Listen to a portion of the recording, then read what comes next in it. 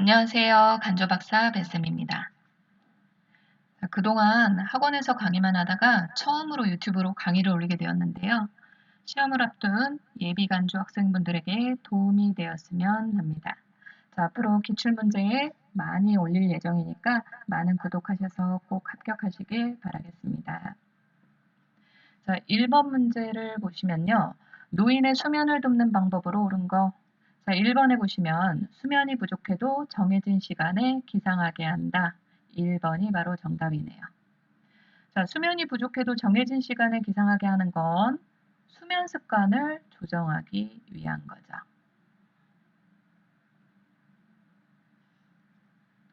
자, 우리가 수면이 부족하면 낮잠을 많이 자게 되죠. 그러면 악순환이 계속돼요. 그래서 수면 습관을 조정하기 위해서 정해진 시간에 일어나도록 하고요. 자, 2번에 보시면 취침 직전도 안 좋고 고강도 운동 하는 것도 안 좋아요.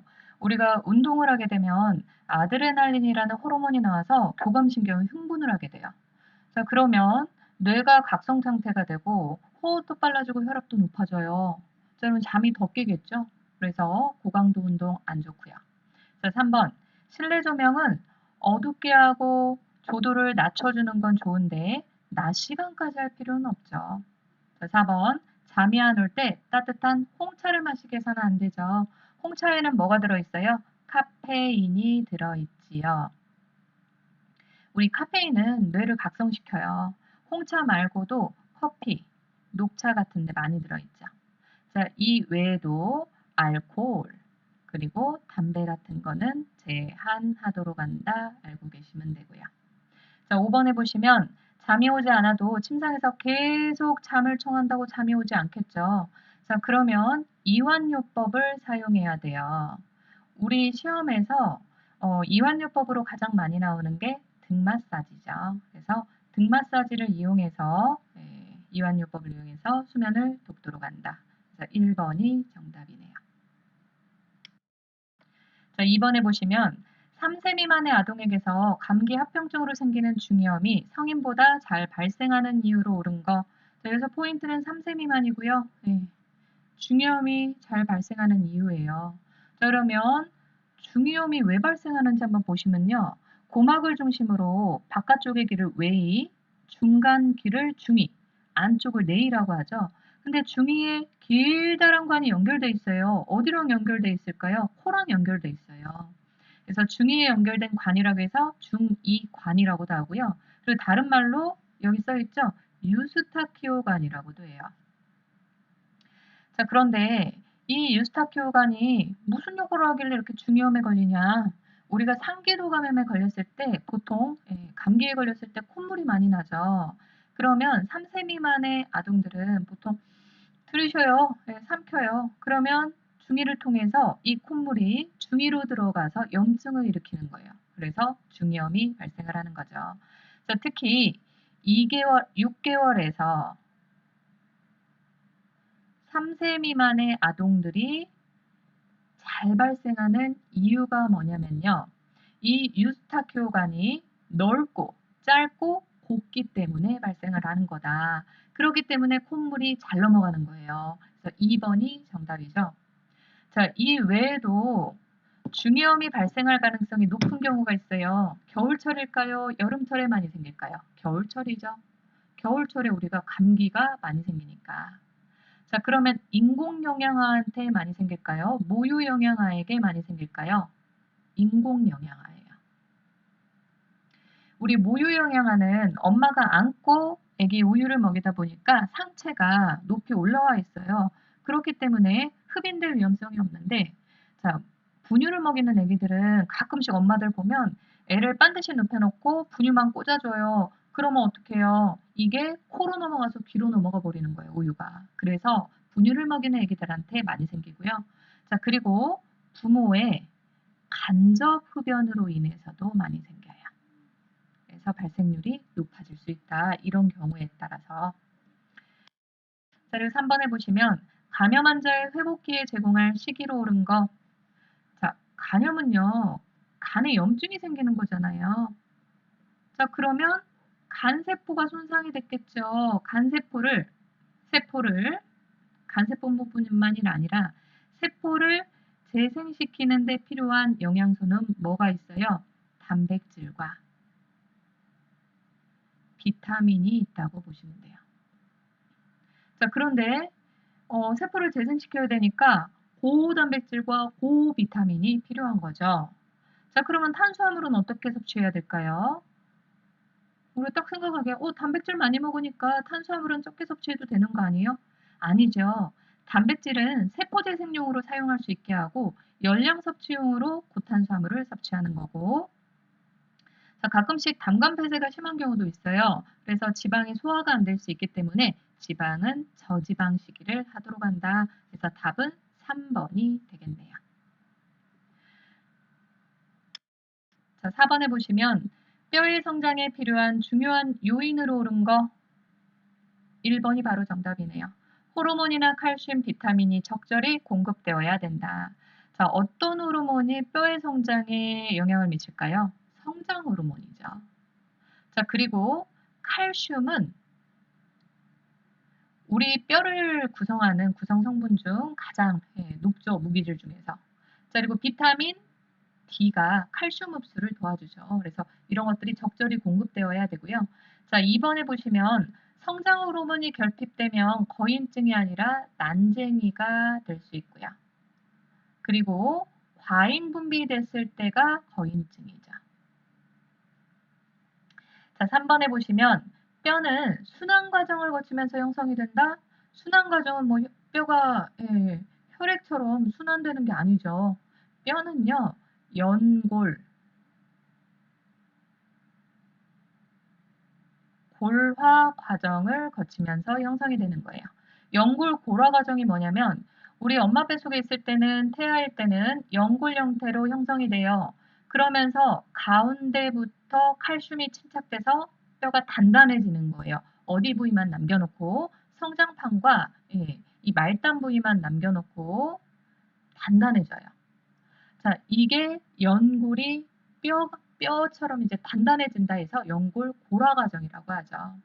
우리 2번을 다시 한번 보시면 성장 호르몬이 결핍되면 난쟁이, 과잉 분비되면 거인증이 되는데 또 하나의 경우가 있죠.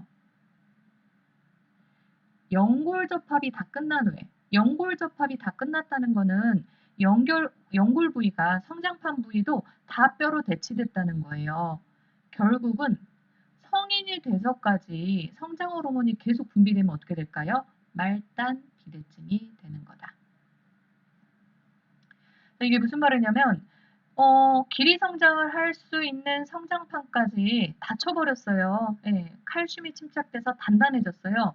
자, 그런데도 성장 호르몬이 계속 나온다고 하면 이 말단 부위만 커지는 말단 비대증이 형성이 되는 거예요. 4번 뼈의 성장에 필요한 비타민은 비타민 D죠. 칼슘 흡수를 도와주는. 비타민 K는 뭐를 도와주는 거죠? 혈액 응고를 도와주는 비타민이죠. 자, 5번 적절한 운동이 필요하나 크게 관련 없다. 아니요, 관련이 커요. 우리가 뼈의 질량이 가장 높아질 때가 30세예요. 30세까지 뼈가 단단하게 되다가 30세 이후부터는 뼈의 질량이 감소를 해요. 자, 그런데 이거를 감소하는 거를 늦출 수 있는 게 운동이라고 보시면 돼요. 그래서 운동도 뼈의 성장에 굉장히 중요한 역할을 하고 있다고 보시면 돼요. 자, 5번 보시면 교통사고로 목의 골절이 의심되는 환자의 기도 확보 방법으로 옳은 거 3번이 정답이 되겠네요. 우리가 일반적인 기도 개방 방법은요. 한 손은 이마에 얹고 한 손은 아래턱을 검지와 중지로 잡고 이마를 밀면서 턱을 드는 거죠. 자, 그런데 여기서 포인트는 목의 골절이 의심된대요.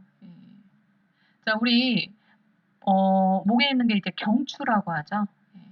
경추 손상이 되잖아요. 그러면 사지마비가 생길 수 있어요. 자, 그래서 목의 골절이 의심되는데 잘못 목을 움직이게 만들었다가 신경을 누르게 되면 사지마비가 될 수 있는 거예요. 그래서 이럴 경우에는 목을 움직이지 않게 지지를 하고 턱만 밀어 올려서 기도를 확보한다 알고 계시면 돼요. 자, 6번에 보시면 타박상을 입었거나 관절이 삐었을 때 부종이 생기지 않도록 하기 위한 방법으로 옳은 것. 2번이 정답이겠네요. 그래서 냉찜질을 해주는 거죠. 24시간 이내에는요, 급성기 때는 냉찜질을 해서 부종이 생기지 않도록, 염증이 생기지 않도록 하는 거죠. 7번에 보시면 요실금 노인 환자의 간호로 옳은 거. 1번 유치도뇨간을 해준다. 실금이 있다고 무조건 소변줄을 끼워서는 안 되죠. 단 유치도뇨간이 가능한 경우가 있어요. 실금이 있는데 하필이면 욕창까지 생겼어요. 이럴 경우에는 의사와 상의를 해서 유치도뇨간을 끼우도록 하는 거고요. 자, 2번 보시면 무조건 기저귀를 채우면 안 돼요. 의존성이 생기겠죠. 자, 3번 갈증이 나지 않는 한 수분을 1000cc 이내로 제한하도록 한다. 우리 문제에서 수분 섭취 권장은 보통 3000cc 이상으로 많이 나오고요.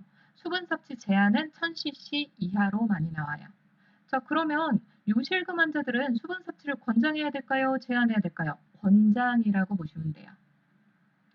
우리가 실금이 있으면 대부분 물을 많이 먹으면 실금이 더 심해지니까 안 먹어 하시는데 제한하잖아요. 방광이 불수의적으로 더 수축을 하게 돼요. 자, 그러면 증상이 더 심해지는 거죠.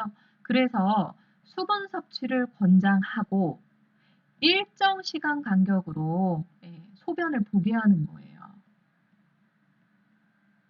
소변 보는 연습을 하는 거죠. 너무 처음에 실금이 심해요. 그러면 2시간 간격으로 했다가 그 다음에 3시간 간격으로 했다가 이렇게 늘려가는 거예요.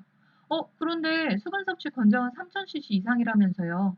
근데 대부분 실금이 누구한테 걸려요? 노인 환자이기 때문에 양이 조금 줄어들어서 2500cc 이상 권장하도록 한다. 알고 계시면 되고요. 자, 4번에 보시면 골반저부 근육 운동을 하게 한다. 4번이 정답이네요. 골반저부 근육 운동은 다른 말로 뭐예요? 케겔 운동 많이 들어보셨죠? 자, 또 다른 말이 있어요. 회음저 운동이라고도 해요. 시험에 많이 나오다 보니까 말을 계속 바꿔서 내죠. 자, 골반저부 근육 운동은 말 그대로 골반 밑에 쪽에 있는 근육의 운동을 하는 거예요. 회음 부위와 항문 근육은 팔자 근육으로 이어져 있어요. 그래서 회음 부위를 조이고 10을 세고 풀고 10을 세고 이거를 수시로 하게 하는 거예요. 우리가 실금이 생기신 분들이요. 나중에 이거를 방치하게 되면 실병까지 생길 수 있어요. 그래서 케겔 운동, 회음제 운동, 골반저부 근육 운동을 권장하도록 하고요. 자, 5번에 보시면 낮 동안 커피나 홍차를 다량 섭취하도록 한다. 커피와 홍차는 뭐가 들어있죠? 카페인이 들어있죠. 이거 무슨 역할을 하죠? 이뇨 역할을 해요. 그래서 이뇨 역할을 하는 카페인은 섭취를 제한하도록 하는 거죠. 8번에 보시면 퇴행성 관절염이 있어 무릎 통증을 호소하는 노인에게 권장할 수 있는 운동으로 옳은 거 3번에 수영이 되겠네요. 자, 그러면 퇴행성 관절염이 뭐냐? 퇴행성 관절염은 다른 말로 골관절염이라고 해요. 골관절염이 뭐냐면 뼈 관절에 염증이 생긴다는 거죠. 자, 우리가 굽혔다 폈다 하는 굴곡 신전이 가능한 뼈는 이렇게 연골이 둘러싸져 있어요. 쿠션 역할을 하는 거죠. 뼈와 뼈끼리 부딪히지 않게. 근데 평생을 굽혔다 폈다 하다 보면 연골도 닳아 없어져요. 그런데 안 움직일 수는 없죠. 계속 움직이게 되면 나중에 연골이 다 닳아서 뼈와 뼈끼리 부딪혀서 염증이 일어나는 게 골관절염. 자, 그런데 이게 언제 많이 생기냐? 나이 들어서 많이 사용해서 생기는 거기 때문에 퇴행성 관절염이라고 하는 거예요. 자, 그러면 어떤 상황이 가장 안 좋을까요?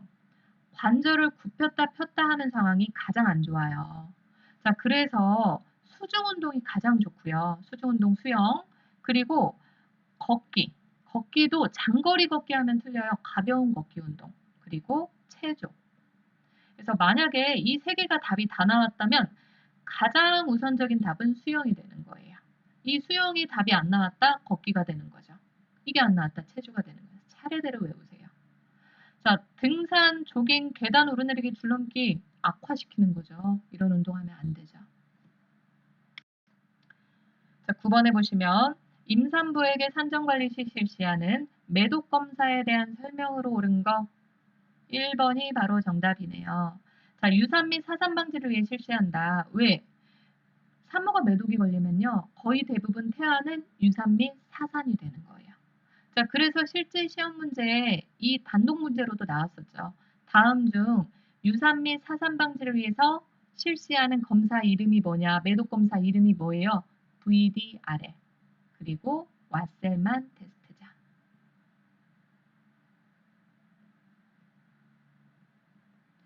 자, 2번에 보시면 매독균은 태아에게 영향을 미치죠. 엄청 큰 유산 및 사산이 되고요. 태어난다고 해도 엄청 심한 기형으로 태어나죠. 코뼈가 없는 안창코, 코에서 고름이 나는 스누플스, 귀머거리, 실명, 가성마비 이런 기형으로 태어나는 경우가 굉장히 많아요. 자, 3번. 임신 중 매독 치료가 안 된 경우에 분만 직후 신생아에게 질사는 안약이 웬 말이에요? 질사는 안약 어디서 많이 들어보셨죠? 질사는 안약은 뭐를 예방하기 위해서 투여하는 안약이죠? 임균을 예방하기 위해서, 임균성 안염을 예방하기 위해서 투여하는 안약이죠. 자, 4번. 검사는 24주 이전이면 안 돼요.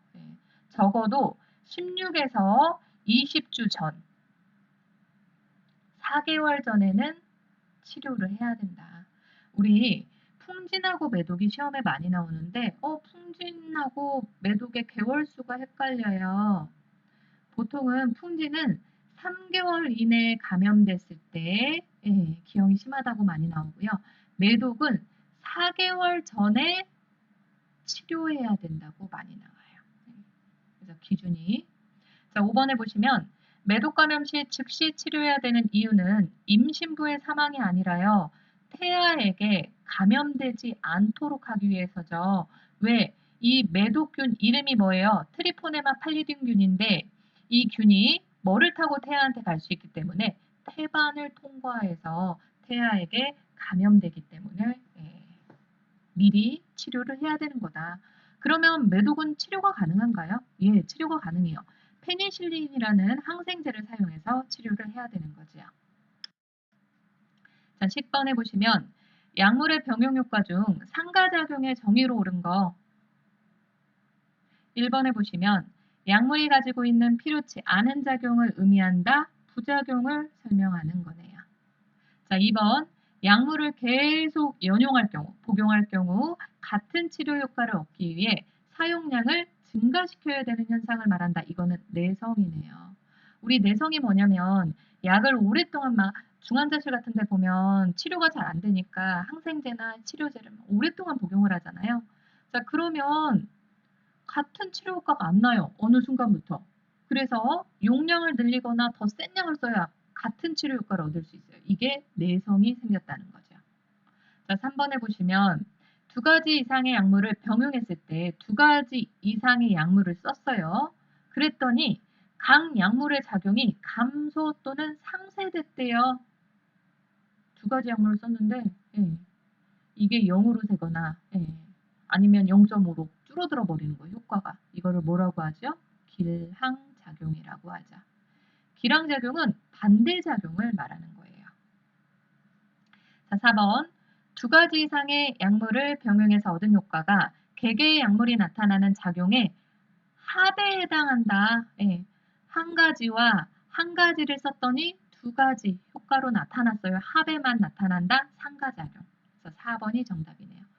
가라는 말이요. 더할 가예요. 한자예요. 그래서 그냥 두 개의 합으로만 나타났다. 상가작용. 자, 협동작용에는 두 가지가 있어요. 자, 두 가지 이상의 약물을 병행해서 얻은 효과가 개개의 약물의 합보다 크대요.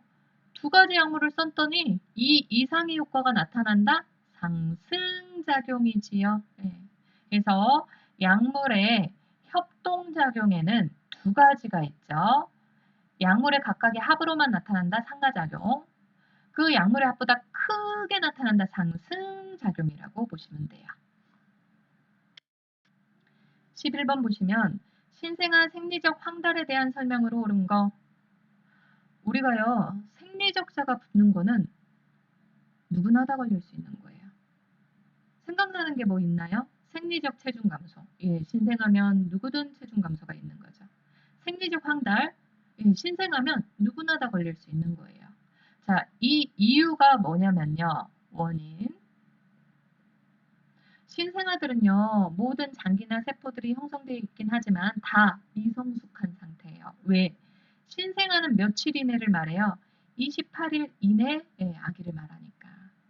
그래서 다 미성숙한 상태인데 뭐도 미성숙해 있냐면 적혈구도 미성숙해 있어요. 미성숙한 적혈구가 많아요. 자, 우리가 적혈구가 파괴가 되잖아요.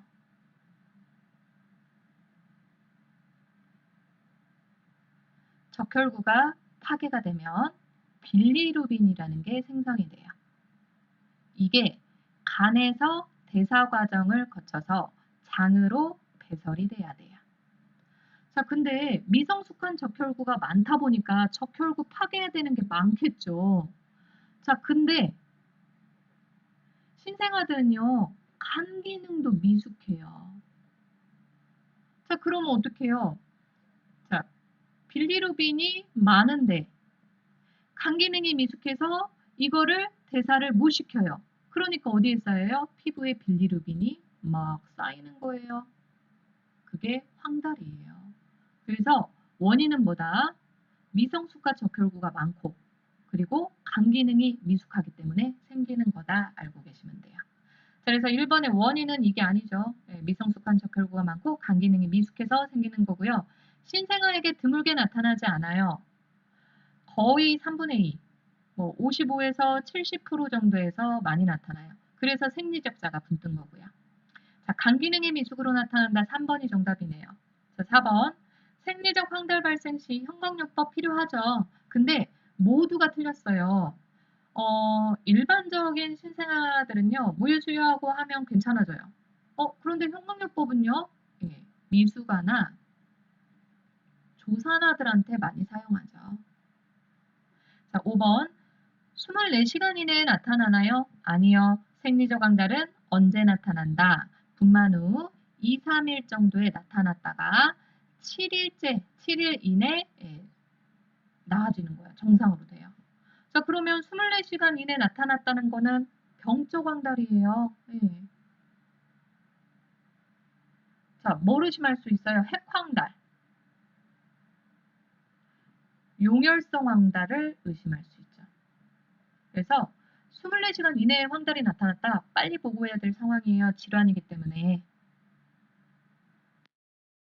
자, 12번 보시면 5분 간격으로 규칙적인 자궁수축과 함께 자궁경부가 1cm 개대된 임산부에게 제공할 수 있는 간호로 옳은 거.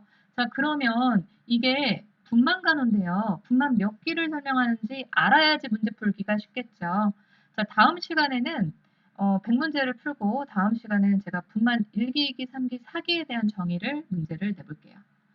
자, 우리가 분만 일기가요. 규칙적인 자궁 수축이 있을 때부터 자궁 경부가 완전히 10cm, 11cm 열릴 때까지를 말하는 거예요. 자, 그런데 이거는 5분 간격으로 규칙적인 자궁 수축과 함께 자궁 경부가 1cm만 개대됐대요. 분만 일기간호를 물어보는 거예요. 그래서 이렇게 보면 고르기가 쉬워지죠. 자, 1번 보시면 절석이를 취해서 회음보호술을 시행하는 건 분만 2기간호예요. 안정으로 해서 산모의 심음을 들려주는 게 아니라 태아가 잘 있는지 태아 심음을 들려줘야죠. 자, 그러면 태아 심음을 체크하는 시기는 언제가 되나요? 자궁 수축과 자궁 수축 사이에 측정하는 거죠. 자, 3번에 보시면 자궁 수축 시 힘을 줘서 분만을 돕도록 해야 될까요? 분만 일기 때는 복압 금지예요.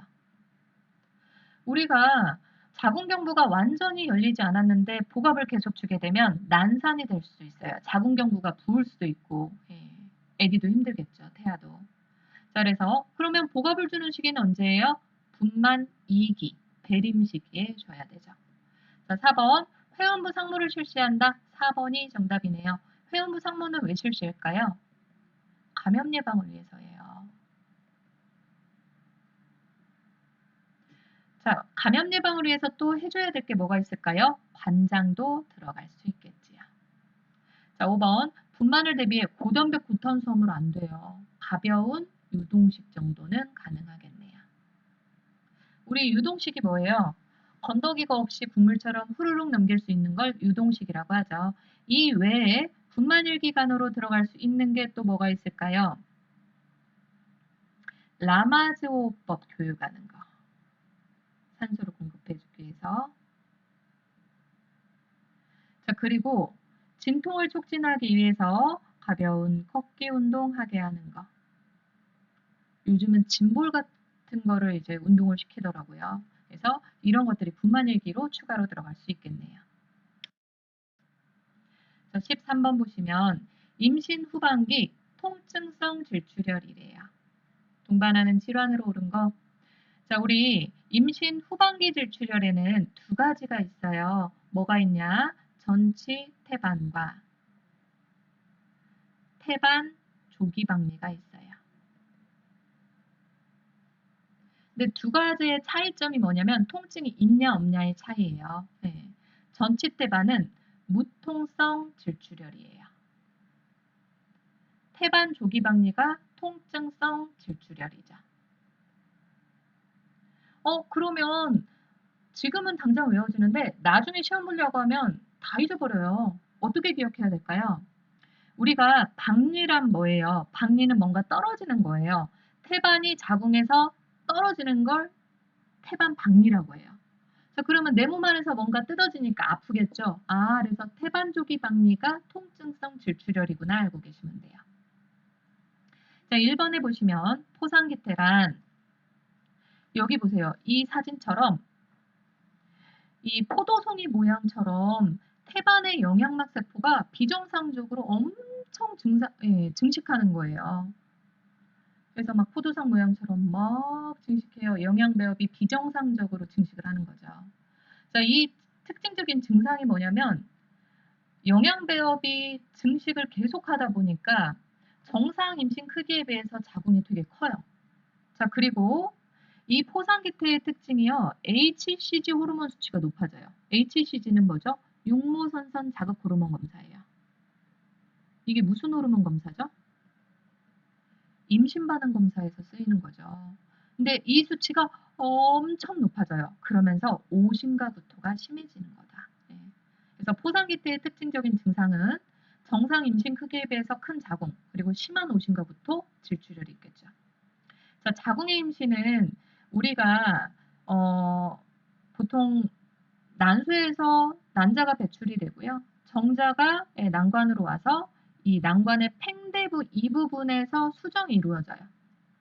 수정된 수정란이 세포 분열을 하면서 자궁의 안전한 곳에 이렇게 착상을 해야 되는데 안전하지 않은 곳, 특히 난관 부위, 이 간질부 부위, 자궁 경부 부위, 안전하지 않은 곳에 착상되는 게 자궁 외 임신이라고 보시면 돼요.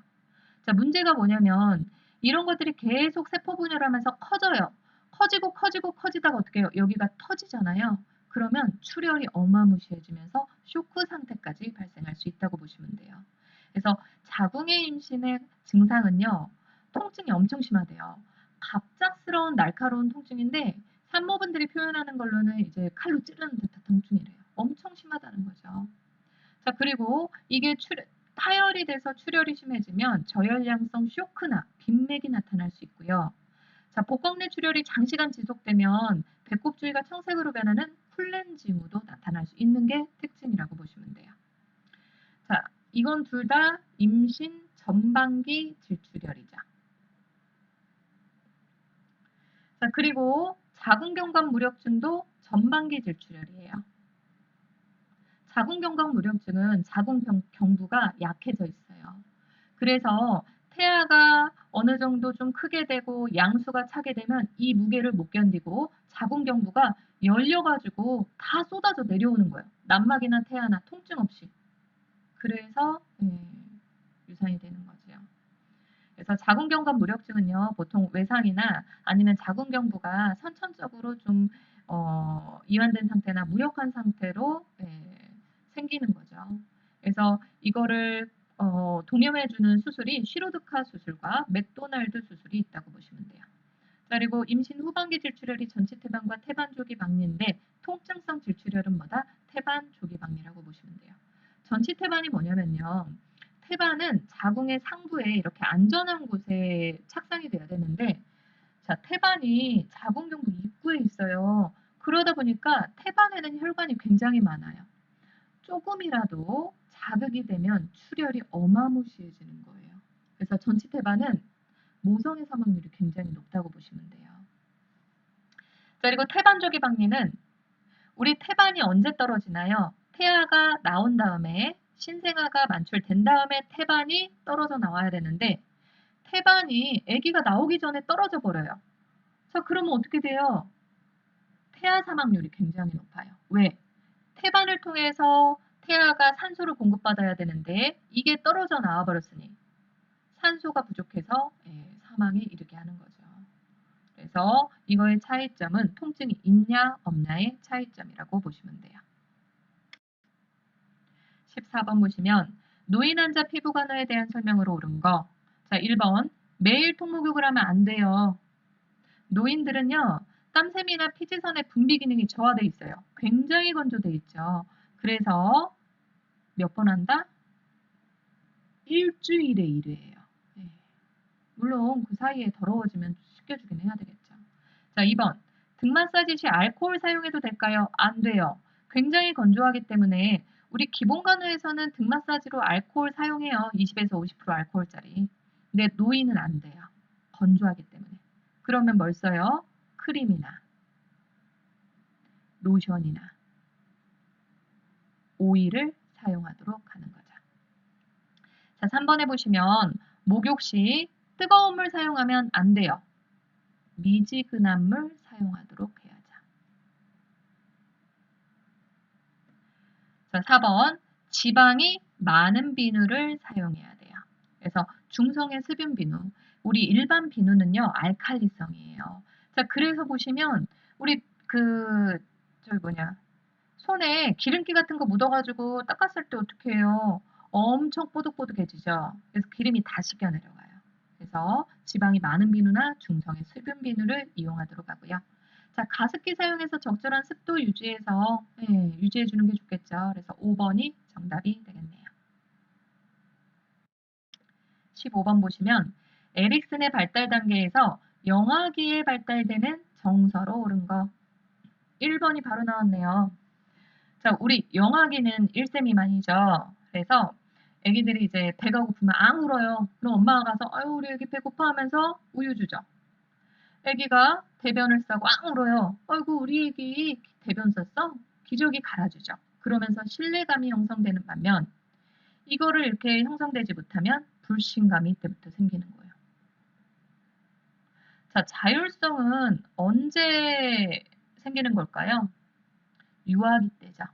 유아기는 1세에서 3세까지예요. 뛰기 시작하면서 호기심이 많아지면서 다다다다 뛰어다니면서 엄청 궁금해하죠. 그러면서 자율성이 폭발하는 반면 계속해서 야단치고 못하게 해요. 수치심이 생기는 거다. 자, 자아정체감은 언제 발달하는 거죠? 청소년기죠. 질풍노도의 시기라고 하잖아요. 자, 이때 자신의 정체성에 대해서 확립을 하면 자아정체감이 발달하는 반면 내가 도대체 왜 학교에 앉아있고 왜 공부를 해야 되고 왜 학원에 돈을 갖다 주는지 모르겠어요. 자, 그러면 역할 혼돈이 생기는 거예요. 자, 생산성은 중년기 때죠. 중년기는 40에서 60세예요. 그래서 자녀가 많이 생기고 돈을 많이 벌어야 될 시기예요. 그래서 생산성이 발달하는 반면 이게 발달하지 못하면 침체성이 발생하는 거죠. 자, 근면성은요. 학령기 때예요. 우리 초등학교 1학년 들어가서 선생님 말씀도 잘 듣고 숙제도 잘해가고 준비물도 잘해가요. 자, 그러면 근면성실하라고 하잖아요. 네, 근면성이 발달한 반면 이게 안 돼요. 맨날 선생님한테 숙제 안 해갔다고 혼나고 준비물 안 해갔다고 혼나요. 자, 그러면 뭐가 생길까요? 열등감이 생기는 거예요.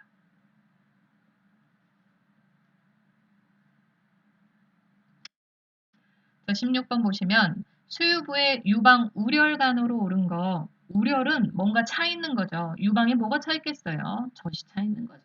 그래서 전몸살이라고 보시면 돼요. 자, 유방 우렬이 생기는 이유는요. 갑자기 이 유즘량이 많아지잖아요.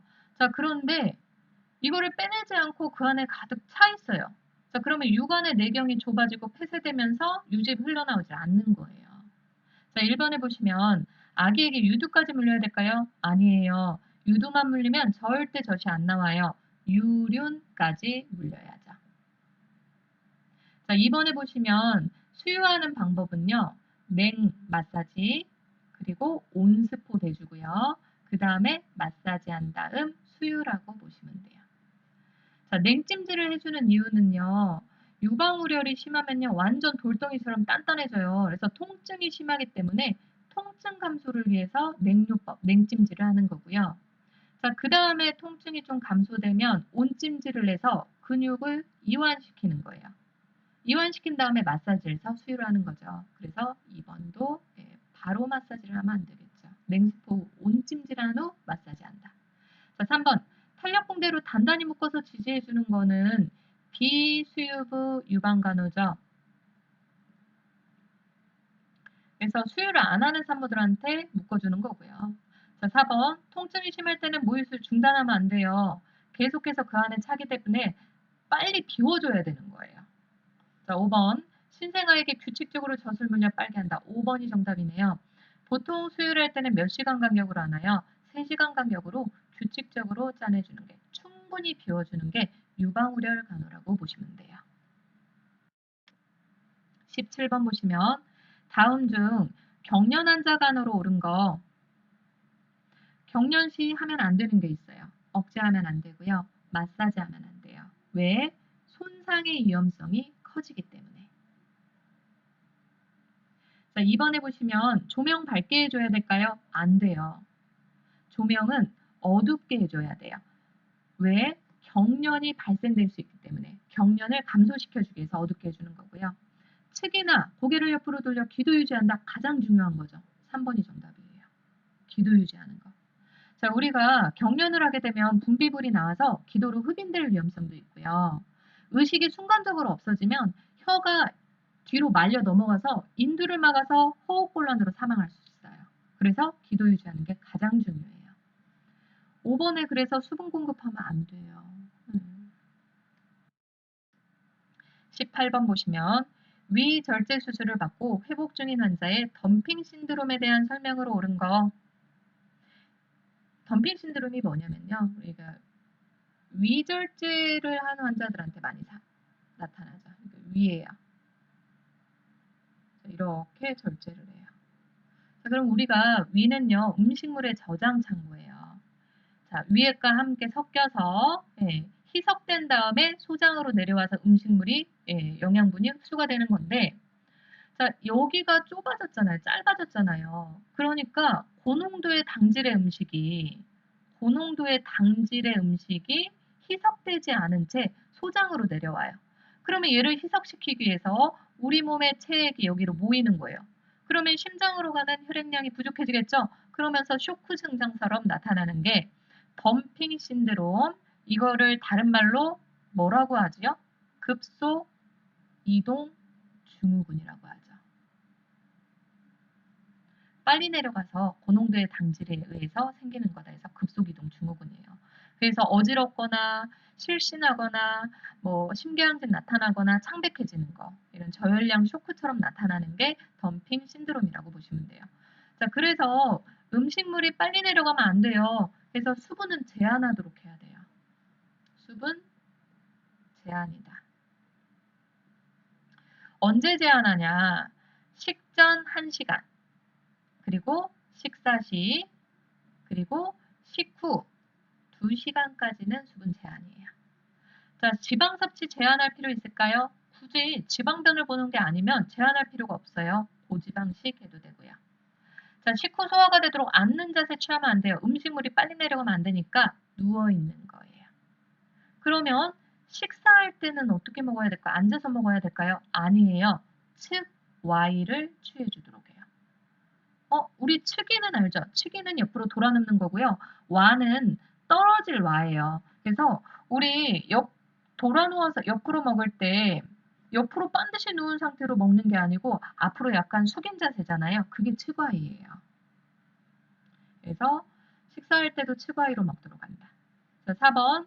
저탄수화물 식이를 제공한다. 맞지요. 네. 고농도의 당질에 의해서 생기는 거잖아요. 그래서 당질인 탄수화물은 적게 섭취하는 거예요. 그래서 식이 섭취로요. 저탄수화물. 저탄수화물. 자, 탄수화물을 적게 섭취해야 되니까 단백질은 고단백질. 그리고 고지방. 그리고 수분 제한식이다.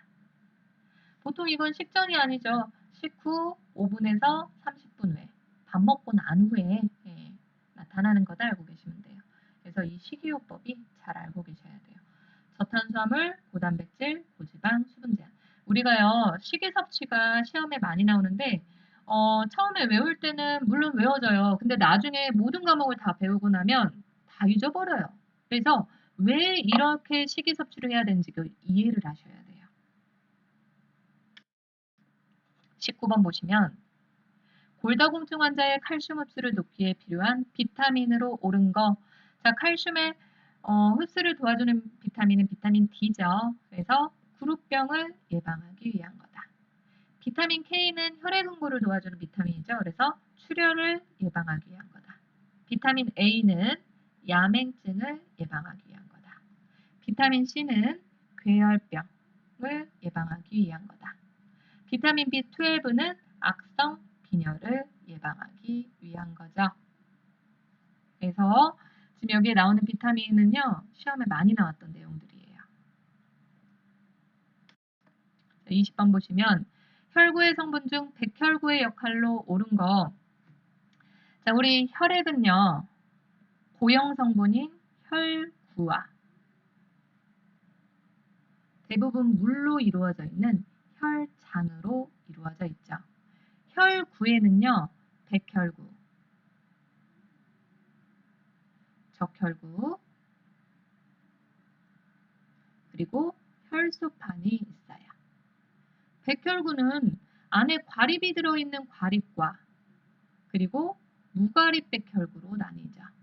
과립 백혈구에는 호중구, 호상구, 호염기구, 별걸 다 외워야죠. 네. 무과립 백혈구에는 단핵구와 림프구가 있어요. 혈장의 92%는 거의 대부분 물이에요. 1%만 무기염류 같은 것들로 되어 있고요. 그리고 7%가 단백질로 되어 있는데 이 단백질이 굉장히 중요한 역할을 하죠. 나중에 제가 문제로 내고 설명을 다시 드릴 거예요. 우리 몸의 삼투압 조절하는 알부민, 항체로서의 역할을 하는 글로불린, 그리고 혈액응고 작용을 하는 피브리노겐이 있죠. 백혈구는 무슨 작용을 하냐? 식균 작용해요. 균을 먹어치우는 작용, 감염 방어 역할을 하는 거죠. 적혈구는 산소 운반 작용, 대표적인 것만 써드리는 거예요. 혈소판, 혈액응고. 자, 그래서 1번이 바로 정답이네요. 식균작용. 산소 운반 작용, 적혈구. 혈액응고 작용, 혈소판, 피브리노겐. 그리고 전해질 균형 작용, 적혈구. 혈액의 점성 유지도 적혈구의 역할이 되겠네요. 21번 보시면 다음 중 고혈압 환자 관리로 옳은 거. 자, 우리 고혈압 환자는요. 물론 약물요법이 필요한 환자들도 있지만 비약물요법도 굉장히 많이 들어가요. 거기서 가장 많이 들어가는 게 저염식이라고 보시면 돼요. 우리 고혈압이 생기는 이유가 뭐냐면요. 혈관에 두 가지 이유가 있어요. 혈관에 때가 껴요. 콜레스테롤이나 이런 지방이 껴요. 그러면 혈액이 잘 안 지나가겠죠. 어떻게 지나가야 돼요? 심장에서 더 높은 압력으로 지나가야 되니까 혈압이 높아지는 거예요. 자, 그래서 식이요법으로 지방 섭취나 체중 조절해야 되고요. 또 하나는 두 번째 이유는 뭐냐면 혈관에 때는 안 꼈는데 내 몸 안에 체액량이 많아요. 그러면 심장에서 더 높은 압력으로 쏴야 되니까 혈압이 높아지는 거예요. 그래서 저염식이를 해야 되는 거예요. 그래서 고혈압 환자는 저염 시기와 체중 조절을 꼭 해야 된다 보시면 돼요. 이 외에도 뭐 담배 끊고 금연하고 그리고 술 줄이고 이런 것들이 들어가야 되겠죠. 카페인 같은 것도요. 일시적으로 혈관을 수축시킨대요. 그래서 혈압을 높이니까 되도록 안 드시는 게 좋겠죠. 자, 그래서 1번에 보시면 저염식이 고지방이 아니라 저지방 시기를 해야 되는 거고요. 자, 2번에 보시면 포화지방 말만 들어도 뭔가 포화 상태 살이 찔 것 같죠? 우리 지방을 섭취할 때는 불포화 지방이 좋죠. 지방 섭취 자체를 줄여야 되긴 하지만. 그래서 포화 지방과 불포화 지방을 구분하는 방법은요. 우리가 그냥 놨을 때 이 기름이 굳냐 안 굳냐의 차이예요. 굳는다 포화 지방인 거고요. 안 굳는다 불포화 지방. 그래서 육류, 고기류가 포화 지방이 들어있고요. 생선류 이런 것들이 불포화 지방인 거죠. 그래서 포화 지방 섭취는 감소시켜야 돼요. 스트레스 관리하는 거 맞나요? 예, 맞지요. 스트레스 관리는. 자, 3번 체중 조절하는 거 맞고 자극적인 음식 섭취 금하는 것도 맞아요. 3번이 정답이네요. 자, 4번에 보시면 혈압을 측정했더니 정상 수치래요. 혈압약을 먹지 않도록 한다. 큰일 날 일이죠. 혈압이 정상이라도 규칙적으로 약을 먹어야 돼요. 왜 정상이겠어요? 약을 먹으니까 정상인 거예요. 단 혈압이 낮으면 의사하고 상의를 해야죠. 그럴 때는. 그래서 우리가 혈압약을 평생 규칙적으로 먹는 이유는 합병증을 예방하기 위해서예요. 자, 5번. 혈압이 오르지 않도록 절대 안정한다? 아니죠. 규칙적인 운동 해줘야 좋은 거지요. 22번 보시면 수술 후 회복실로 나온 환자의 시간당 소변량을 측정하였더니 20cc 이하로 측정되었다. 배뇨장애 중 무엇을 의미하는가? 핍뇨죠. 핍뇨가 시험에 많이 나와요. 많이 나오는 이유가 병원에서 굉장히 중요한 증상이기 때문에. 자, 핍뇨는 그러면 시간당 기준으로 했을 때는 30cc 이하를 핍뇨라고 하고요. 하루를 기준으로 봤을 때는 400에서 500cc 이하를 핍뇨라고 해요. 자, 그러면 핍뇨가 중요한 이유가 뭐냐? 핍뇨가 생기는 이유는요. 신부전일 때 아니면 우려성 신부전일 때 심장에도 문제가 있을 때 그래서 신장 기능이 떨어지기 때문에 소변이 배출이 안 되는 경우도 있고요. 그리고 쇼크, 저혈량성 쇼크가 왔을 때요. 우리 몸에 혈액량이 부족하잖아요. 그러면 밖으로 내보내는 소변량을 적게 하는 거예요. 왜? 내 몸 안에 혈액량이 부족하니까. 그래서 소변량이 적다는 건 굉장히 위험한 증상인 거죠. 자, 1번의 다뇨를 알려면 우리가 정상 소변량을 알아야 되겠죠? 정상 소변량은 시간당 50cc 이상을 말하고요. 하루를 봤을 때는 1500에서 2000cc까지를 정상 소변량으로 보고 있어요. 그래서 다뇨는 하루당 2500cc 이상을 말하는 거다. 보통 다뇨가 나오는 경우는 병적인 거죠. 요붕증처럼 항이뇨 호르몬의 결핍으로 인해서 발생하는 경우가 굉장히 많아요. 자, 무뇨는 하루당 소변량이 100cc 이하일 때 거의 생성이 안 된다는 말이죠. 그리고 김방뇨는 요일을 참지 못하고 즉시 배뇨하고 싶은 거. 보통 방광염이나 요도염 시 많이 일어나고요. 자, 요정체는 방광에서 소변이 안 나와요. 그래서 소변이 축적된 상태를 요정체라고 한다고 보시면 돼요. 그래서 여기까지 하고 쉬었다가 또 할게요.